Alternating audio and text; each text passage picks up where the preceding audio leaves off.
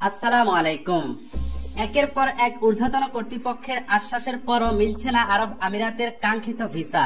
আমিরাতের সাধারণ ক্ষমার পর ভিসা খুলে যাবে কিংবা জানুয়ারি ফেব্রুয়ারির মাঝামাঝি সকল প্রকার ভিসা খুলে যাবে এমন আশ্বাসের সুরাহা মিলছে না।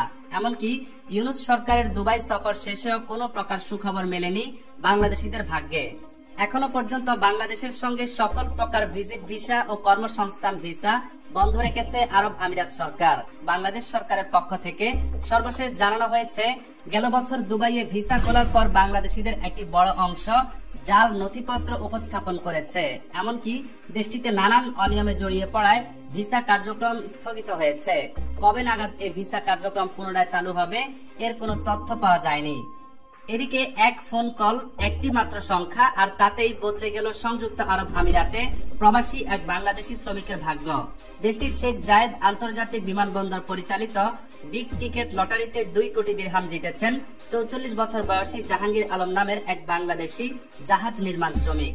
সোমবার আবুধাবিতে রাফেল ড্র কর্তৃপক্ষ জাহাঙ্গীরের নম্বরটি বিজয়ী হিসেবে ঘোষণা করেন। 14 জন বন্ধু মিলে কেনা টিকেটের এ অর্থ দিয়ে তারা দুবাইতে ব্যবসা শুরু করতে চান। দীর্ঘদিন শ্রমিকের জীবন কাটানো এই মানুষগুলো এখন উদ্যোক্তা হওয়ার স্বপ্ন দেখছেন।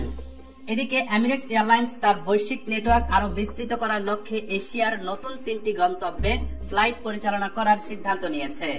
1 জুলাই 2025 দুবাই থেকে চীনের শেনজেনে দৈনিক বিরতিহীন ফ্লাইট চলাচল করবে। এছাড়াও 2 জুন 2025 থেকে ভিয়েতনামের ডানং এ সপ্তাহে 4টি এবং 3 জুন 2025 থেকে কম্বোডিয়ার সিএম রিপে 3টি সাপ্তাহিক ফ্লাইট পরিচালিত হবে। এই ফ্লাইটগুলো ভায়া ব্যাংকক চলাচল করবে। এদিকে দুবাইয়ের অভিবাসন অধিদপ্তর GDRFA একটি যুগান্তকারী সেবা চালু করেছে, যার নাম সালামা। এই সেবাটি কৃত্রিম বুদ্ধিমত্তা AI ভিত্তিক প্ল্যাটফর্ম। এই ডিজিটাল প্ল্যাটফর্মের মাধ্যমে ভিসা, আবাসন অনুমতি নবায়ন ও বাতিল, আর্থিক লেনদেন সহ অভিবাসন সংশ্লিষ্ট সমস্ত সেবা সহজেই পাওয়া যাবে। কাগজপত্রের ঝামেলা ছাড়াই ব্যবহারকারীরা এখন ঘরে বসেই সেবাগুলি গ্রহণ করতে পারবেন। প্রতিটি লেনদেন মাত্র 10 থেকে 20 সেকেন্ডের মধ্যে সম্পন্ন হবে।